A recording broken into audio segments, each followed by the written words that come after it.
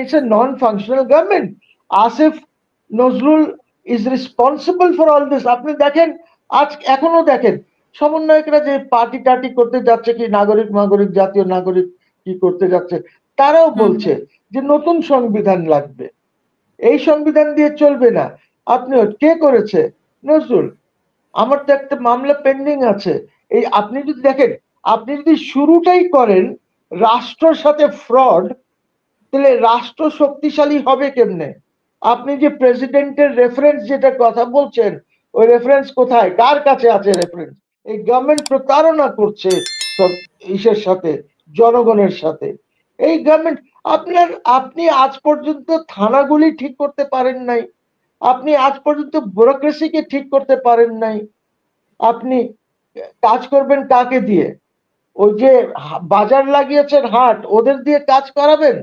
You need the bureaucracy, you need the police. আপনি কি ওরা আছে আপনার অর্ডার শুনে আপনার কাজ করবে? আপনি কি আপনার হোম যিনি দেখেন উনি গেছেন?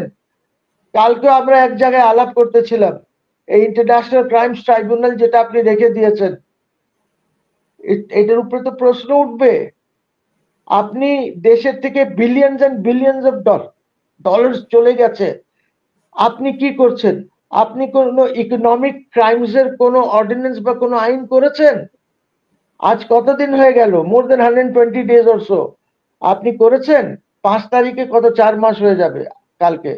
আপনি করেছেন?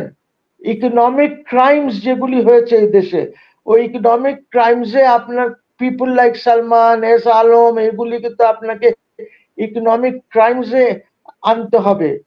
আপনার ইকোনমিক ক্রাইমস ট্রাইব্যুনাল বানাতে হবে। এই ইকোনমিক ক্রাইমস ট্রাইব্যুনালের মধ্যে শুধু কি আমি করেছি, সালমান রহমান করেছে? সালমান রহমানকে যে সহায়তা করেছে, লাইক দি Bangladesh bank governor, at least 2-3 governor আছে। আপনার শেয়ার মার্কেটকে লক্ষ লক্ষ টাকা, কোটি কোটি টাকা মানুষের, গরিব মানুষের টাকা যেটা লুটপাট করেছে। আপনাকে সিকিউরিটিজ এন্ড এক্সচেঞ্জ কমিশনের যে চেয়ারম্যানটা ছিল 15 বছর, ওদেরকে আপনাকে এটার মধ্যে এনে শাস্তি দিতে হবে।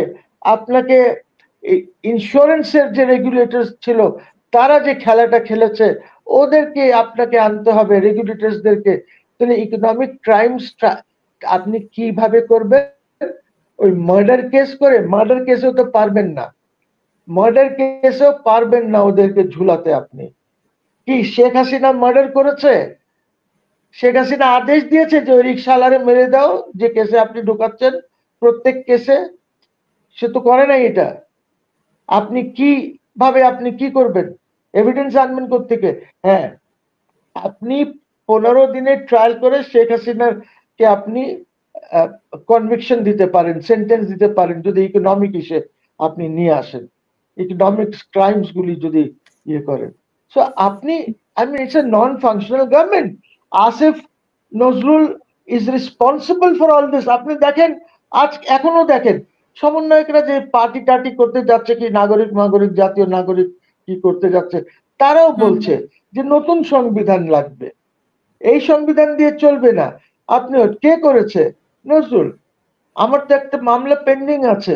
এই আপনি যদি দেখেন, আপনি যদি শুরুটাই করেন রাষ্ট্রের সাথে ফ্রড, তাহলে রাষ্ট্র শক্তিশালী হবে কেমনে? আপনি যে প্রেসিডেন্টের রেফারেন্স যেটা কথা বলছেন, ওই রেফারেন্স কোথায়, কার কাছে আছে রেফারেন্স? প্রেসিডেন্ট কি পাঠিয়েছে? আপনি যে উত্তর দিয়েছেন, এই উত্তর কোথায় আছে? সুপ্রিম কোর্ট ওরা হাজির করুক না। This is record of the supreme court. আপনি ফ্রড দিয়ে শুরু করলেন সরকার চালানো।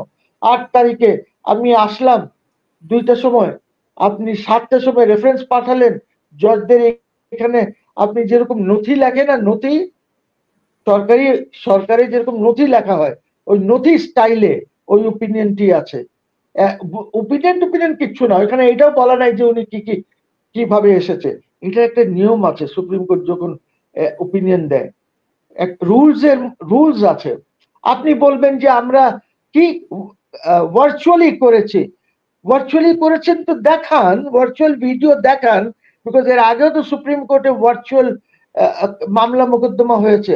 একটা নোটিফিকেশন করতে হয়, একটা নোটিফিকেশন করে তারপরে করতে হয়।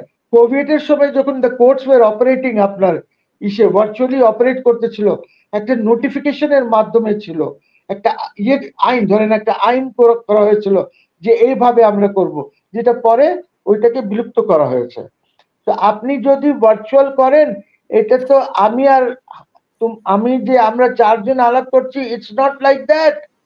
দের are rules, supreme court appellate division rules আছে, রুলস এর মাধ্যমে করতে হবে আপনাকে। আপনাকে নোটিশেস দিতে হবে সবাইকে, বারকে, অ্যাটর্নি জেনারেলকে। অ্যাটর্নি জেনারেল অ্যাপিয়ার করে কি বলেছে? আপনি ইন্টারপোলেশন করলেন, আপনি ইন্টারিম গভর্নমেন্টের কনসেপ্টই নাই, নাহলে আপনি বলতেন যে আমরা ওই চ্যাপ্টার 2 রিভাইভ করছি ও হোয়াট এভার। তো আপনার তো সরকারি শুরু হয়েছে ফ্রড থেকে। ঠিক করেন, এই সংবিধানকে বাদ দেন, একটি প্রভিশনাল কনস্টিটিউশনাল অর্ডার বা কিছু বানিয়ে ওর মাধ্যমে সরকার পরিচালনা করেন। আর আপনি নিজেকে বলেন যে আমি প্রাইম মিনিস্টার বা প্রেসিডেন্ট বলেন। আপনি দেখেছেন ওনার সাথে কি কোনো বাইল্যাটারাল হয়েছে? বাইডেনের হয় নাই, হ্যান্ডশেক হয়েছে,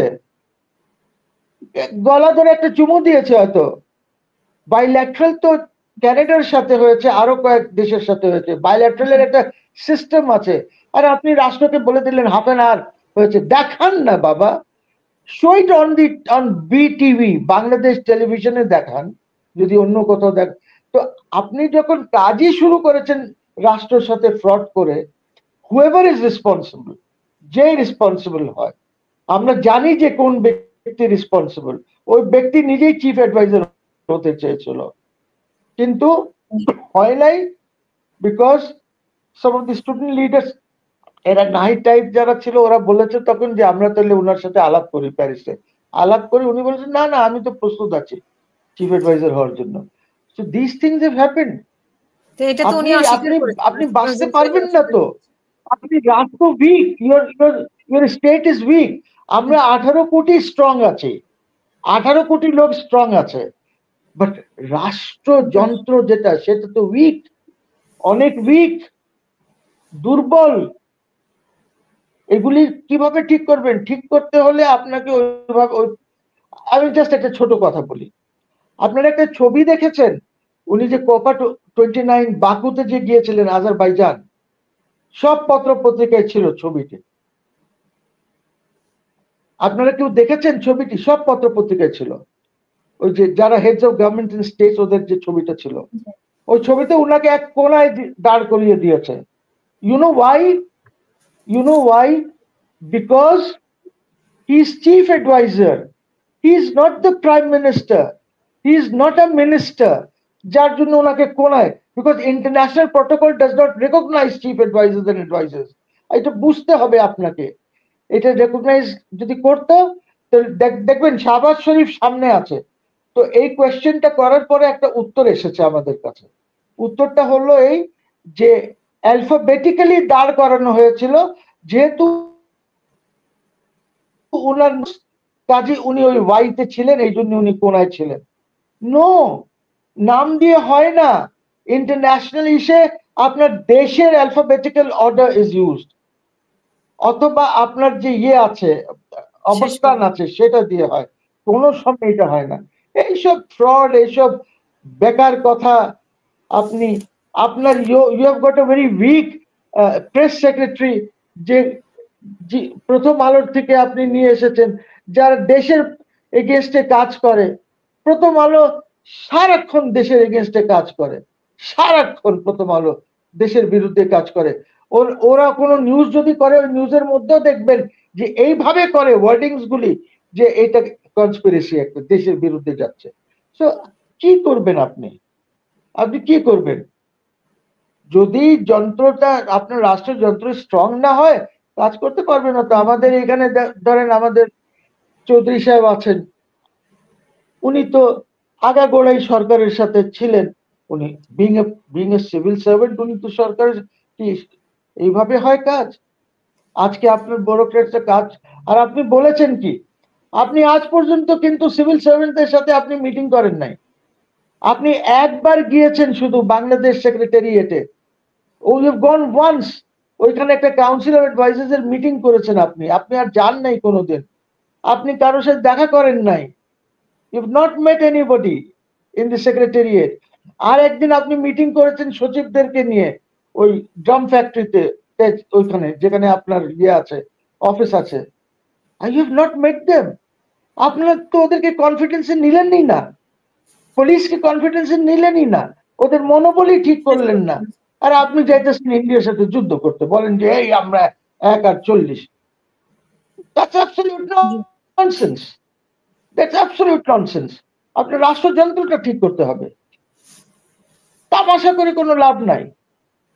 you have to understand this. আপনাকে স্ট্র্যাটেজি ঠিক করতে হবে, স্ট্র্যাটেজি ছাড়া কোনো কাজ হয় না। Thank you.